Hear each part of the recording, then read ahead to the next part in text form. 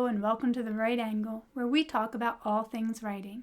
Today we're going to talk about 5 top writing tools and a free alternative for each. Let's dive right in. For our first tool, let's talk about Scrivener. Scrivener is a tool I use myself, have used for many years, and I absolutely love it. I started writing in Word, and that didn't even make it through a whole book. Because when I started trying to organize scenes and I realized something in chapter 6 needed to be in chapter 2 or vice versa, it was just such a pain to cut that out and put it in the new spot. In Scrivener, I can just drag and drop where I want something to go, and I absolutely love that feature. Another really cool thing about Scrivener is that I can keep my research right in my project. Also, I can keep my character sketches in there, and that is such a helpful feature to just be able to refer to this character sketch without even closing my project. As a free alternative for Scrivener, you could check out yWriter. yWriter is a nice little alternative that you might find helpful. I haven't used it myself, but I think it could be a useful tool for some. Next up in our writing tool arsenal, we have ProWritingAid. ProWritingAid is the grammar checker that I use personally. I find it quite helpful. I don't use it for every book. Once in a while I'll run a book through it. It's not something that I have as a part of my general this has to be done thing, but it can be really helpful. When you turn it on and you use it with Scrivener, there's a feature that makes the two programs work together. It's not seamless. It's not all that simple. I don't love the integration, which is why I don't use it as much as I could. However, it is a great tool if you're not wonderful with grammar. It will help you with the comma placement, among other things. So give it a shot. See if you like it. Grammarly is a free alternative. When it comes to both of these software programs, ProWritingAid and Grammarly, you really need to use your best judgment when accepting the corrections that it suggests, because some of the suggestions are not going to be right for your book. You want to sound authentic, and by authentic I mean you want to sound like yourself.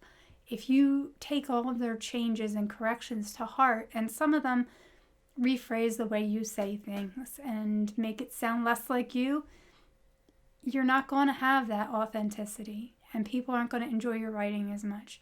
So take everything that it suggests with a grain of salt and only make corrections that you feel are right for your book. Next up, we have Plottr. Plottr is a great program for you plotters out there. Now, I am a semi-plotter now. I guess I call myself a plantser. I do partly pantsing and partly plotting. I use a bunch of different methods personally. I like to take little bits and pieces from different programs and mesh them into my own little system. I liked Susan May Warren's brilliant romantic suspense course. I enjoy the snowflake method for developing characters. I like little bits of the hero's journey and also the Save the Cat. So there's different parts of each plotting method that can be helpful. And one of my favorites is Writing from the Middle. So if you haven't checked that out yet, check out the book Writing from the Middle. You might enjoy that if you are more of a pantser than a plotter. By the way, if you don't know what a pantser is, it's somebody that writes by the seat of their pants. In other words, they just go with the flow. Okay, so as we were saying before my battery died, discovery writer is another word that's often used for them. They like to discover the story as they write it. For some people, when you write down a plot, it ruins the momentum and they're no longer interested in the story, so they don't feel like writing it. So if you're one of them, that's fine. We all have our own method of writing, and you should do what works best for you. Now, as we were talking about the software, let's get back to Plottr. Plottr is a great software for plotters, obviously. It is a timeline type of thing. I don't personally love it. I've used it. It's not my go-to. I usually just plot right in Scrivener or even an Excel spreadsheet. It works better for me. Now, an alternative to Plottr is Manuskript. Manuskript uses the snowflake method, which is one of my favorite methods of plotting, and it also does some calculations for you automatically that I normally use a spreadsheet for. Like to figure out how many words you need in each scene, in each chapter, to make your word count. So it's a really helpful software. You might want to check that out. Next on the list, we have ChatGPT. Now, ChatGPT is currently free. You just go to OpenAI and you can sign up for a free account, log in, and use that platform. It will allow you to use the GPT 3.5 model where you can then use the chat for all sorts of wonderful things like brainstorming, plotting, helping you write a scene. It can give you ideas for descriptions. It is just an all-around great tool for a writer to use. It's a tool. Don't let yourself think it's going to write a book for you. It can't write the book for you. Only you have the ability to reason in a way that is going to come up with a really good story that will resonate with other people. It's a robot. So when you're using it, remember that and make sure to put your own unique spin on anything that you have it do for you. Basically, like, I don't know if any of you use Midjourney, but if you use Midjourney and you put in a prompt, it's your prompt that gets you the really cool results. Without your prompt, you're not going to get the same kind of results. It's the same thing with using ChatGPT 3. You need to have a good prompt to get good results. So I do suggest checking that out. If you are more advanced and want to move on, you can sign up for ChatGPT Plus. I am a ChatGPT Plus member. I find it to be an excellent tool. I can use the ChatGPT 4 model, and it is much more capable than the previous models. And I have found it to be wonderful with brainstorming, with helping me figure out little plot points, or if I have a problem in the story and I just can't figure out how to solve it, it gives me ideas, multiple ideas, so I can choose which one I want, or I can work off of it and make my own. It's just an excellent option for you to work with as a tool.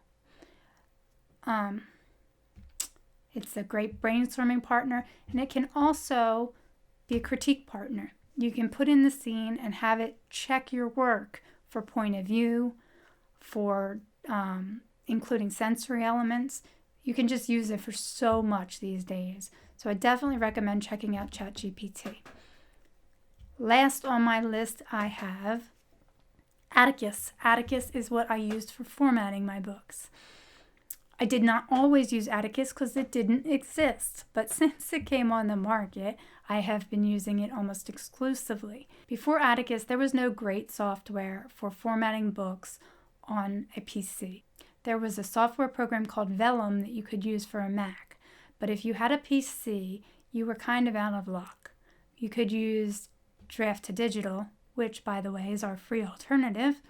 You can upload your book to Draft to Digital, and you can format it in their platform and then download it to put in wherever you're putting your book on sale. So that is a good alternative that is free. But if you're willing to pay a little bit of money, you can use Atticus. I am glad that Kindlepreneur and Dave Chesson, however he says his name, came out with it. It is an excellent software program. They've been making improvements to it that are making it even better than it was when it first released. Highly recommend checking out Atticus. I have some videos on how to use Atticus, so make sure to check those out as well. I have one that shows you how to format your book entirely in Atticus. I have one that just shows you how to format the pretty pictures at the top of your chapter. So Check that out. Oh, and if you are using Draft to Digital to upload and format your manuscript, you don't have to put your book on sale with Draft to Digital. Once you sign up for an account with them, because you will need that, you can just upload your book to their platform and format it there. It does not mean that you have to put your book on sale through them. So it still is a free alternative, even for people who are not going wide and don't want their book published through Draft to Digital. And there you have it, folks. Those are my 5 top writing tools, along with free alternatives for each. I hope you enjoyed this episode of The Right Angle. Please like, share, and subscribe for more writing tips, inspiration, and videos like this. Until next time, happy writing.